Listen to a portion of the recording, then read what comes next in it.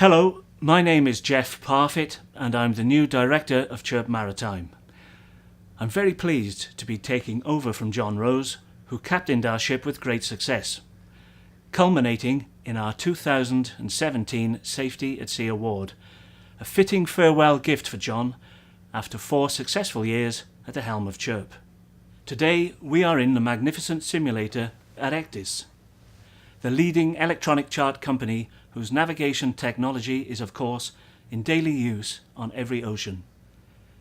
Now Ectis would be the first to say that safety at sea cannot be achieved through technology alone, and reports for the first Chirp News of 2018 certainly bear that out.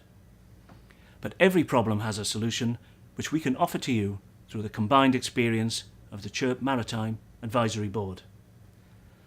Never forget, we couldn't help support safer seas without your input, and of course, the generous backing of our sponsors, The Standard.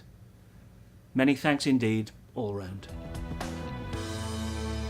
A yacht was closing on a vessel cross-channel. The ship seemed to be a ferry. The yacht was heading south, with the closing vessel heading north, or so the owner of the yacht thought, since what appeared at first to be a green light turned out to be blue. Then another green light was observed, but this didn't tally compared to the relative tracks of the two vessels. In time, the ferry turned out to be a cruise liner, which was crossing the yacht's track a mile ahead, and not heading north at all, but west to east, with her starboard side to the yacht. Unnervingly, the yacht owner cannot recall seeing any red light. Our reporter tells us that this is a common problem with cruise liners, festooned as they are with many bright lights around their upper decks. This incident shows that at night, seafarers need more than just lights to be sure of their position relative to other vessels. It's important to take a series of compass bearings to determine whether a risk of collision exists. But navigation light visibility, irrespective of other lighting, must comply with Annex 1 of the collision regulations. We all need to watch our step on board, in port or at sea. But our next case shows that hazards can come completely out of the blue and be built in. Our reporter is a pilot. On the day of his report, he made his way to the bridge of his vessel in the dark, only to discover that a platform approximately 200 millimeters high, that's about 8 inches, had mysteriously been installed on the bridge wing. There was also a gap around 2 sides of the platform, into which his foot slipped during berthing of the ship. Worst of all was the height of the new platform, which meant that for the pilot, the coaming of the bridge wing was well under waist height, at around 880 millimeters, and so dangerously below his center of balance. With the wharf some 26 meters beneath him, this was, he says, quite unnerving. Something of an understatement. This is a startling deficiency. Both the International Convention on Load Lines 1966 and the Vessels Classification Society stipulate that for bridge wings, freeboard and superstructure decks, the minimum height of bulwarks must be 1,000 millimeters.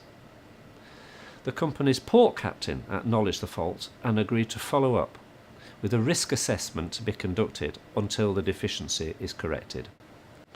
That's good enough as far as it goes. But this mysterious modification was an accident waiting to happen.